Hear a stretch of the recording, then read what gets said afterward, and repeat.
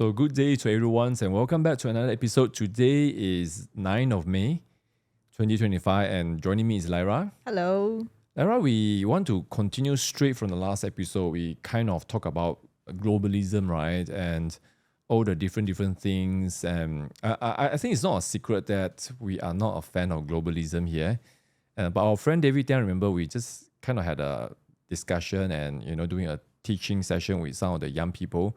And he made a point that globalism is not all bad. I think it's true. We can travel, we have internet, we have good culture influencing. But overall, we are seeing a lot of government just becoming totalitarians. And, they're bringing in all the ideas that, like climate change and things like that, or gender fluidity, which not necessarily are going to help a nation. Now, we're not even saying it's a good or bad thing, but do you agree so often, like we just talk about climate change, it's like you can't really even have a discussion because the globally say it's a settled science, but not many people know that there are thousands and thousands of very qualified scientists who dispute the very concept of climate change. Well, I think so. I mean, there is actually so much ambiguity in the way that they are presenting all these so-called facts that we are kind of like being drowned in like a lot of bombastic words, and you just felt like, hey, I mean, there are certain champions that literally is the face of climate change. I mean, if we don't do it now, who's going to save the earth? Then the earth that you know now no longer exists. So I think there's like a lot of this sort of things. I mean, because yesterday I was kind of like just watching Interstellar with David. And I mean, the whole concept of time traveling, I mean, obviously there's that fifth dimension and things like that, but it's like the whole thing, you kind of, I mean, there is that sort of dystopian idea to save humanity because the world, as you know it, is ending. So I think there is that sort of ideology that was being presented, and yet it is only the selected few, the chosen ones, get to live. So I think that sort of mindset that have transcended Hollywood is actually being imposed on us. So I felt like that's the whole thing that's why we are against globalists. I think it's like the sort of outrage is like, I know better than you and I deserve to live, you don't. So that sort of concept, I don't think it gels or bought well with a lot of the people. Yeah, and we talk about, how someone like President Obama, basically a philosopher king, I know better than you. And which leads us to the first point of discussion today. And of course, we have done one episode on DAP. And we have been saying, do we want to do, the other big component party in Pakatan Harapan? Of course. PKR, right? But it's kind of, we sort of been dragging our feet because it's not very exciting and things like that, to be perfectly honest. But we have looked at all the division and branch level election, which kind of, the result almost seemed engineered, right? With so many of Rafizi camp being defeated or removed. So finally, the last few days, there's just a whole media like kind of movement to elevate Nurul Izzah to challenge Rafizi. So finally, it's on today. She finally lodged. But what's your immediate reaction to that? I mean, it has been brewing for a few days, but finally she confirmed, and she kind of even want to need. I mean, when you come in and immediately you say, well, it is not nepotism, it is not family party. It's almost like you already know people are very against you doing that. Well, I mean, that's exactly the point that I was trying to say, because I mean, my first impression is, hey, it is nepotism. It is definitely like, I mean, no matter how you look at it, I mean, honestly, I'm not against family businesses or even I felt like politics. I mean, you look at Donald J. Trump, the whole family is so involved in politics and like very publicly helping him to campaign, and even in the latest election, you have the youngest son that is actually helping him in a social media strategy. I mean, I have nothing against that. And in fact, I think that shows like a different kind of person that the prime minister is. I mean, if Anwar Ibrahim is taking that sort of position, but the thing is, he's not. I felt like in many sense, it's almost like he's trying to, well, I guess like secure his own position by putting his daughter in and like the loyalists. So I felt like it's like the selected few that he really trusts that he would just put in. So I felt like it was more of that. I mean, I guess maybe it's just like a feeling, but that's what I kind of read in between the lines, because I mean, there's no other way of saying it, because I mean, for a person that did not perform well in the last G, and suddenly you're saying that she's a very viable candidate. Yeah, I mean, that's the thing. Even KJ was trying to say that, but of course they are friends. And the reason we kind of try to tie in with this, because Nurul Izzah, I mean, would you agree? I think that's our position, right? That she is really, whether you agree with the word globalist, but I think you can use the word progressive. So that's really what she represents. And of course, she just have been like, I don't know, hiding under the shell for a long time. She wasn't even active. And remember, after Anwar Ibrahim became prime minister, and all of a sudden she was like a secret economic advisor, and then she was on the same foreign trip, and prime minister had to come out and say, well, other people pay for the trip. It's like there's a lot of problem already. I mean, why do you need to explain so much? Yeah, because he know that people are not happy. First, Pakatan Harapan people are not happy. Even those people who buy into the candidacy of Nurul Izzah, as in they believe she is prime minister material, whatever. Well, I think she's more of like an NGO sort of person. Yeah, I mean, honestly, if you ask me, she has not demonstrated a strong political edge. No, because I felt like it's a little bit of well, pardon me, but oxymoron. Because when she say, "Well, I'm not aiming for a cabinet position," then why are you wanting to contest the second highest position in the party? Yeah, because that's like go back to what you were saying, that Anwar wants to surround himself with loyalists. And I think, to be fair, if you look at the history of PKR, it has always been the case. So going back, even like Selangor Menteri Besar, you have Khalid Ibrahim, and then you have, then he was removed, right? Then you have, who's the next one? Azmin Ali. But of course, Azmin Ali with Sheraton. And in fact, some people even say that he was kind of being pushed out by Anwar already. But some people say that he was seduced by Mahathir, or Muhyiddin. But we don't know the truth. Then, of course, with Rafizi, and even the last round, you can see that Saifuddin was sent to challenge him, but Saifuddin lost very badly at party level.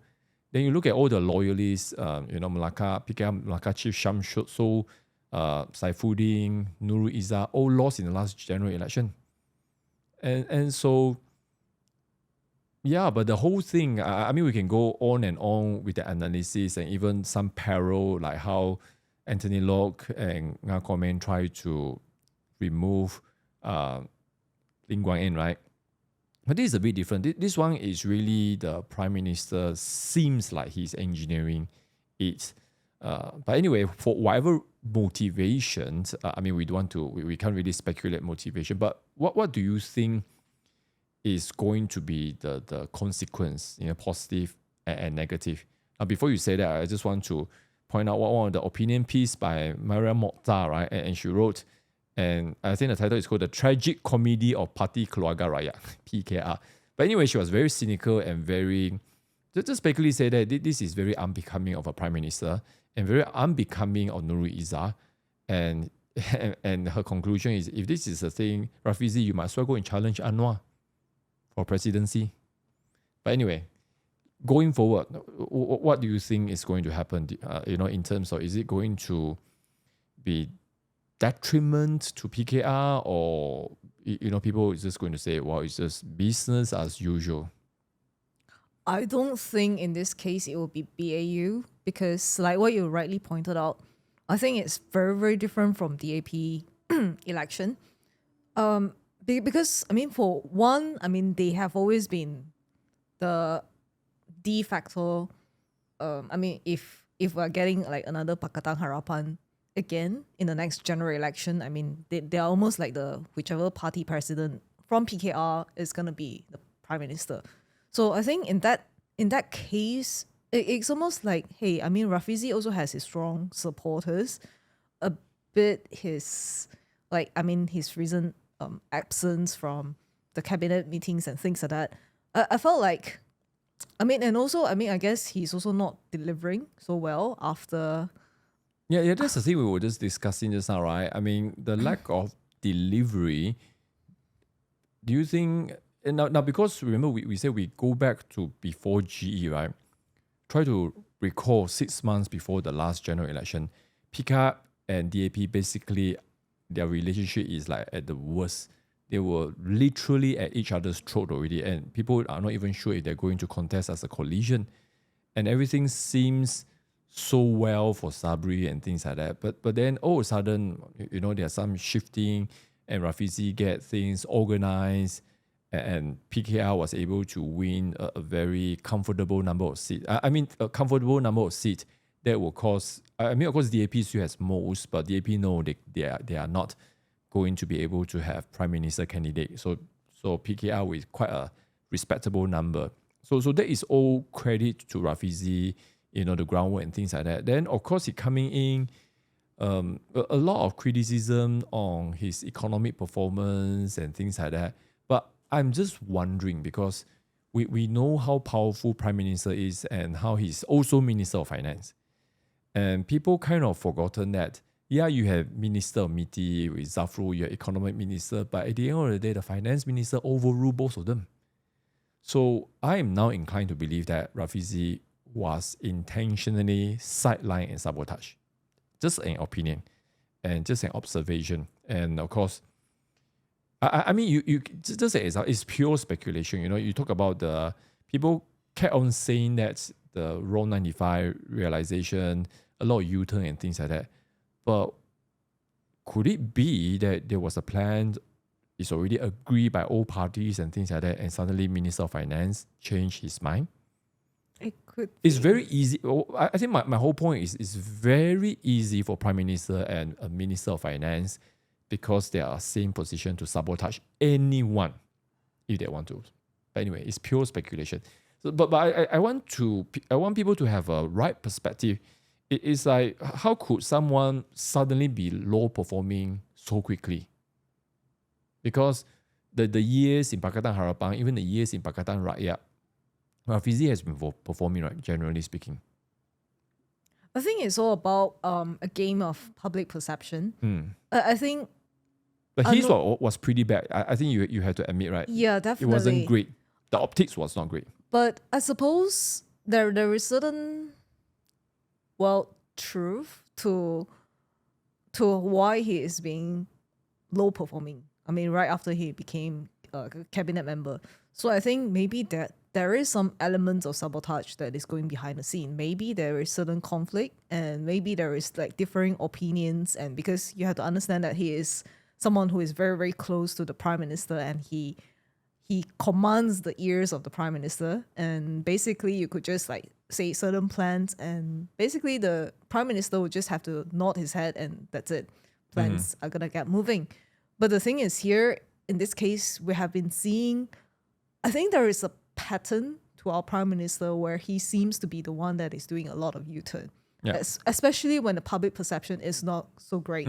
So I think instead of him becoming like, I mean, the public opinion became bad and bad to worse, maybe it would be better if there is someone else who is taking the blame. No, So I I felt like maybe Rafizi happened to be in the wrong place at the wrong time, and perhaps that's why he has not been seen to be performing. So maybe, I mean, because how can someone who has like a pretty successful Merdeka Center, I mean, you are doing certain polling, I mean, it's kind of like pioneering in Malaysia, and you pretty much gather all in the data that has been pretty accurate so far, and suddenly you are not able to deliver jobs. So I felt like there is a bit of that sort of thing, because like going back to your earlier questions, like what are the pros and cons of this whole outcome of PKR election?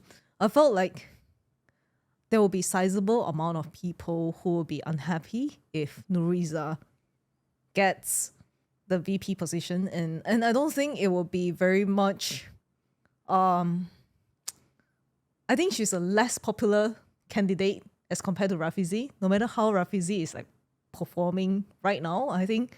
But and I mean, that's why you look at PKR, they're trying to rehabilitate her optic, like all the branch manager, all the state leader are saying that, even people like KJ, so they're playing the optic game now and say Rafizi really bad and Nurul Izzah really great. But I think people are not so stupid to buy into that. But of course, if in the end she win with a landslide and things like that, yeah, it's probably pure range. yeah, but I agree with you. There might be consequences at the ground level. But the other point, suddenly I was just reminded, even the last GE, because Saifuddin, they all lost, and actually I recall that there was already some kind of frictions between Rafizi and PMS. And I think remember the 5, 6, 7, 8 months prior to GE, one of the reasons why DAP and PKR have friction is because PMS was like, I'm open to working with UMNO. He started that posturing before general election. And I would say that is one of the seeds that was planted that allows the Madani to be formed. And of course, Zahid surviving by a few hundred votes. All things come together. But with Saifuddin out, it's almost like he had no choice but to put Rafizi as a cabinet minister. I really felt like that he wanted to sideline Rafizi if he could, but he couldn't. So maybe that kind of moving apart is already happening even at that time. Well, then again, I think the public perception is that, there is still not enough, I guess, like anger or friction that would cause the image of reformer to be separated from our prime minister. So that's why I think why not quite. Yeah, but it's getting there, right? Not quite yet. It's getting there, but if getting there, I think getting worse, right? Yeah, if Rafizi is to challenge the party leadership, I don't think he might stand a chance just yet. I think the time is probably not right yet. You mean for him to challenge PMS? Yeah, correct. Yeah, it will be very tough. Yeah, but the thing is, for the whole party to be suddenly backing Nurul Izzah as one who has been championing reformation, I don't think that's correct either. Because she is like a social activist. She's basically someone you just go out there. She has not been doing so much about women's rights or anything like that. If you want to say progressive, she's not like quite progressive. I guess it's just her talking points are all progressive. The social circles are progressive friends. But it's almost like AOC kind of person. Yeah, AOC, at least she still has certain point that she wants. But with Nurul Izzah, you don't really can pinpoint a specific passion that she has. She has one, which is, of course, during the Reformasi Day, she wanted to free her father. That's about it. Yeah. But beyond that, what's your... the impression I have with her is really, very promising, but the substance is not proven at all. And, we're not fooled by the optic. But of course, a lot of people would disagree with us and say, they are kind of like... And that's the thing, optics matters a lot. And why people buy into Obama. You think about Obama, 2008, one-term senator, and then he has a slogan, change we can all believe in. What's the substance? There is no substance. Just change we can believe in. And so in the end, I think now it's still a bit near, but given more time, I think the analysis and the legacy of his presidency will be very bad. But that's the kind of feeling I get with Nurul Izzah. That's why we started off by linking the globalist/progressive. But anyway, we shall see how it happens. I think it's suffice to say that we believe that there will be some consequences, whether at party level or at voters level. We shall see. But anyway, let's move on to another thing. Since we're talking about globalists, a very interesting recent election for nations, Australia and Canada. I think many years ago we did one episode on the teal, right? And but anyway, I mean, I haven't really been following in depth, not like the American elections or Malaysian elections. But one of the point, okay, that since we talk a lot about Trump here, is there is a Donald Trump effect on the election, right? And so you see both the parties that won are incumbent, they are progressive, they are globalists, and they kind of use like an anti-Trump rhetoric to win. Both Canada, the Liberal Party in Canada, and also the Labour. Labour is basically the progressive in Australia. So do you feel that people like buy into the emotions, or perhaps there's a bit of nationalism because all of a sudden Trump is declaring war on everyone, so people will be like, "Wow, we need to go against him," or something else. I don't think it's quite nationalism. I think it's just purely defiant. I felt like it was more of that, but perhaps all I don't like this. what you're telling us to do. You know, Yeah, those kind of thing. correct. So I felt like it was more like, hey, I mean, I'm just gonna give you my middle finger. Those sort of position that they are taking, and I guess it's not easy for these nations to just suddenly shift from like being progressive to conservative. I don't think there is quite that sort of movement yet. I mean, although they have been very, very vocal. I mean, you have the truck movement and things like that in Canada. And I mean, obviously, I mean, even Djokovic was very, very vocal about not being able to enter into Australia for the Australian Open. I think aside from this major incidents, you don't really hear much about retaliation from within the nation. So I felt like it's more like because the core belief is still pretty much progressive as a whole. I mean, generally speaking, I mean, I'm not saying that there is no conservative voices. It's just that there are a lot of opinions and beliefs, and maybe they are truly convicted that, hey, I mean, what we have gone through is pretty much a good thing for the nation. And because of that, I mean, we're not gonna like be so kind to what Donald Trump is trying to do to our nation. And hey, I mean, but if you think about these two nations, they have been gaining quite a lot from CCP. Yeah, and this is the thing that has been analyzed by some people, that Canada and Australia especially, they are immense trade partners with Australia, and so With China. with China, sorry, and it's almost like because of that relationship, you know, certain things are transferred over. So you know, we talk about during COVID, for example, like Australia and Canada probably are two of the most draconian Western nations. In US, it's really state by state because they are so decentralized. So we have it, but you see, the whole problem is Canada and Australia are considered Westminster systems that supposedly democracy that has a rule of law. And that's why it's even more concerning that they have the worst COVID-19 mandate of all Western hemisphere. So, and also I think even their conservative government, you know, you talk about conservative in Canada, you know, and the leader is basically somewhat open to open border.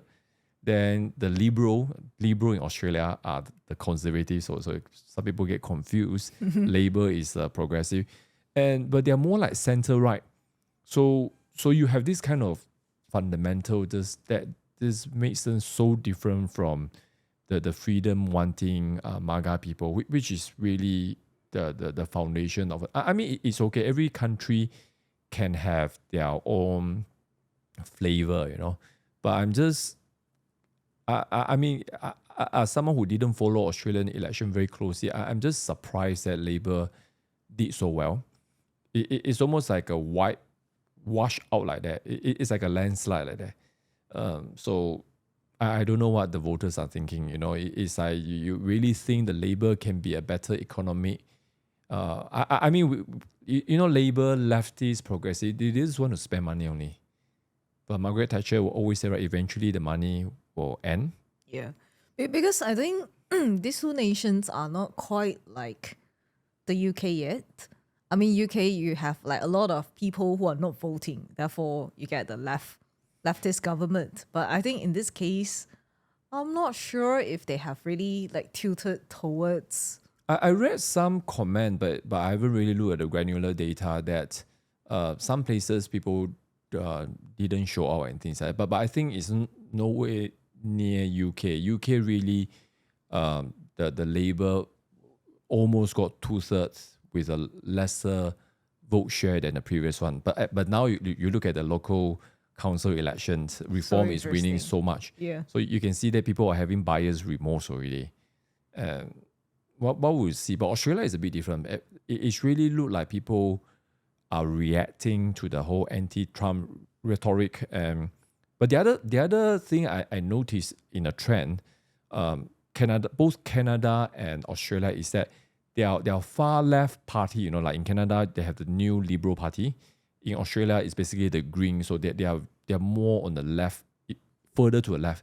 They got almost totally wiped out. So it's very similar to France also. You know, like France, the presidential election and things like that.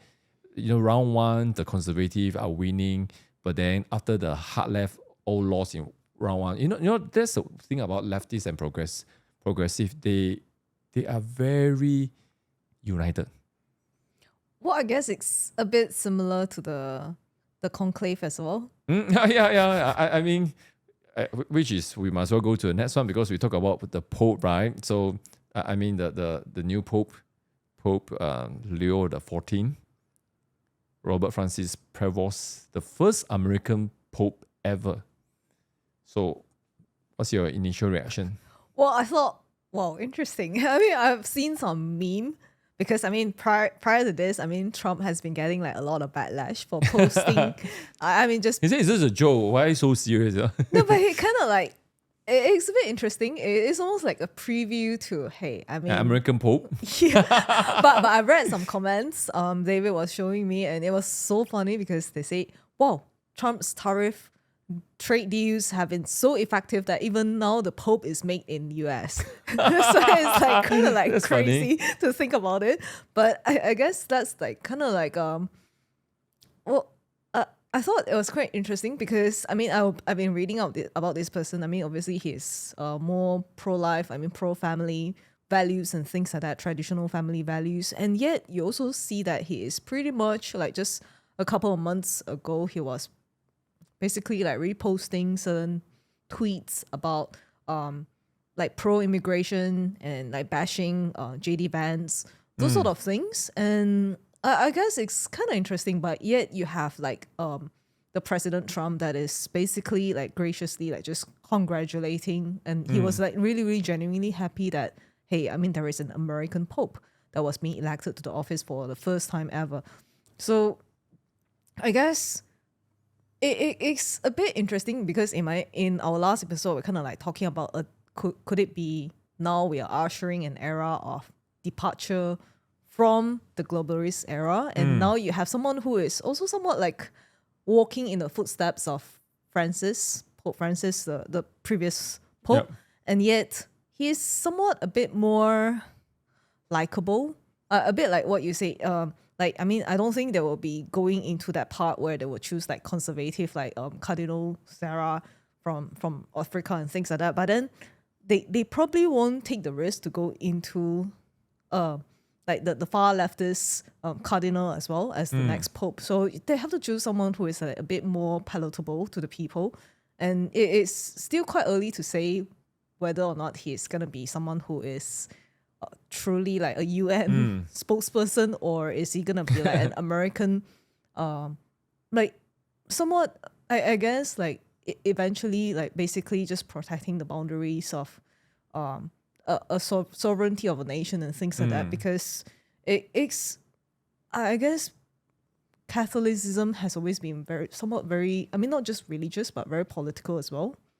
Yeah, it's very interesting because after Leo the 14th was confirmed, there was almost like a scramble to find out who he was. I feel like doing. But of course, people like in the MAGA world, someone like Steve Bannon, of course, himself is a devoted Catholic. And he was kind of, one interview, you know, he was talking about how Prevost was a dark horse. But he also said that this would be the most progressive candidate you could get. So he know about it because of his open borders policy and things like that.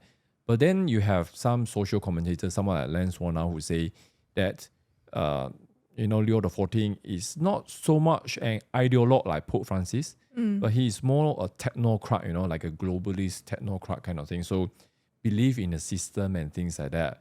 A bit like European Union, they are technocrat, they believe in globalism, but they are still, European Union, in the dealing with, of course, they have the strength and power, but even then, they are very pragmatic and kind of like cautious in dealing with Trump.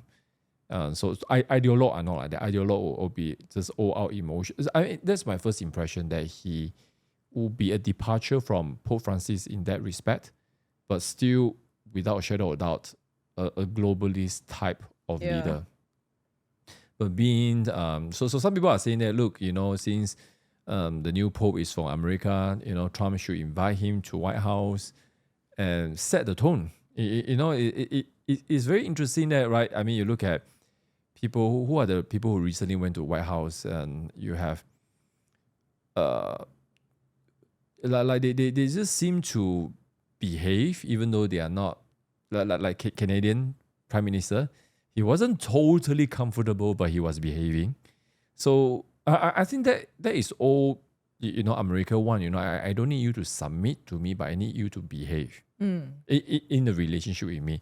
So with that, let's move on to the next topic, and I think going to be our last topic, because finally, we've been talking trade tariff issue for a long time, and now you start to have more clarity coming out, right? From Zafru, from Team, and even today, one of the trade representatives who kind of who led the American side is a representative in the previous trade talk with Malaysia. He came out, I can't remember what's his name today. Oh yeah, there is a name. He was given an interview, right? And Stephen Olsen. And he just basically say, look, you look at the prototype deal that was set with UK. So everyone should look at what the deal is like, and then you understand what is Trump's baseline already. Actually, I believe that because so many representatives have gone to US and things like that, talked to them. So I believe they already set a baseline.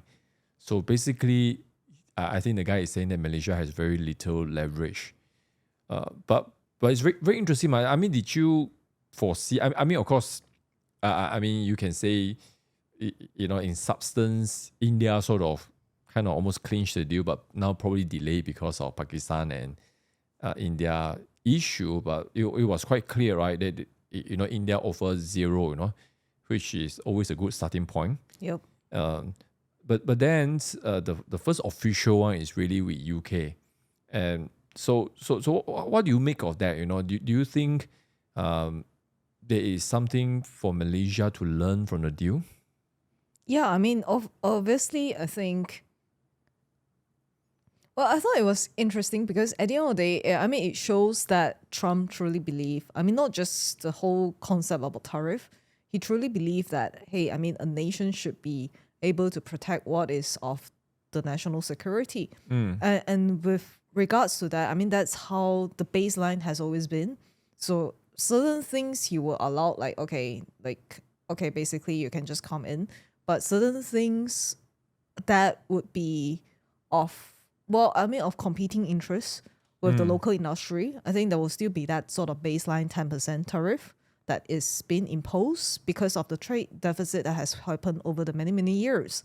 So I think with Malaysia, it has always been the other way around. Where you set so much regulations and basically it's almost impossible for even say another Muslim nation to follow. I think it's a bit ridiculous when I think basically the more regulations that you set, actually it creates a nest for systemic corruption. I think that's what has been happening in Malaysia. It's just that whether or not we want to face it. So I think if Malaysia will be honest to deal with this sort of issue, there is a lot of room, and you could even be very, very creative in how you want to propose certain trade structure and trade deals with the US. Because in the last episode, we also kind of alluded to the point where, I mean, there have been so many talks with the EU for certain free trade agreements, and it has been going on for years and nothing came out of it.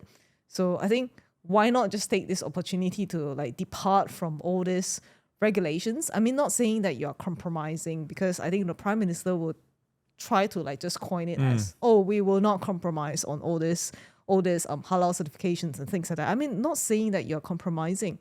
I mean, not even saying that, but basically you're just giving people another avenue to like, hey, choose a quality product. Yep. Because I mean, if you are able to offer a very attractive price for something that is of high quality and of like coming from the things that is made in US versus the things that are made in China or made in Malaysia, for instance, I mean, people would want to have like that sort of opportunity to be able to choose. But now you are just making things difficult for people to choose. Because at the end of the day, it's about, are we putting the interests of our own nation first?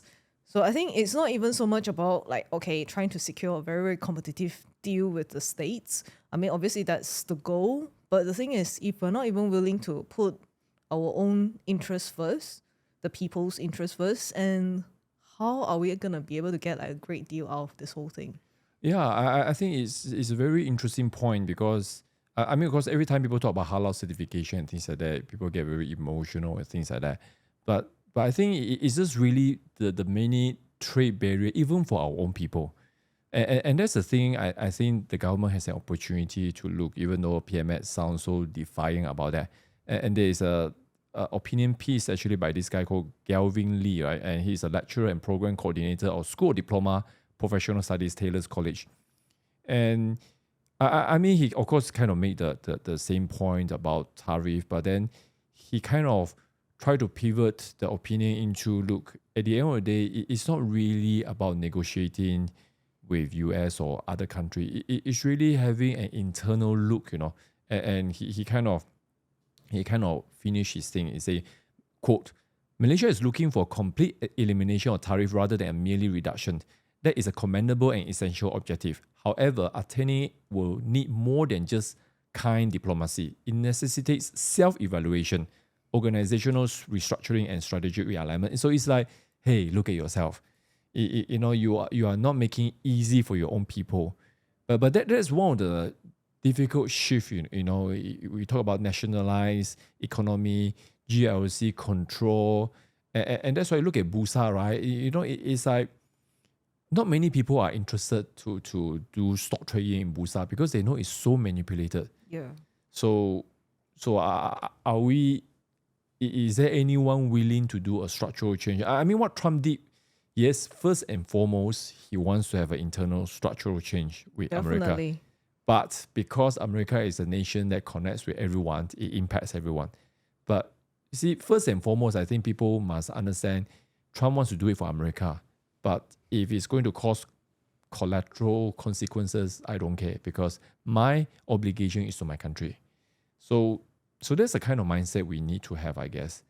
So, but it's interesting. We'll see how the negotiation pan out.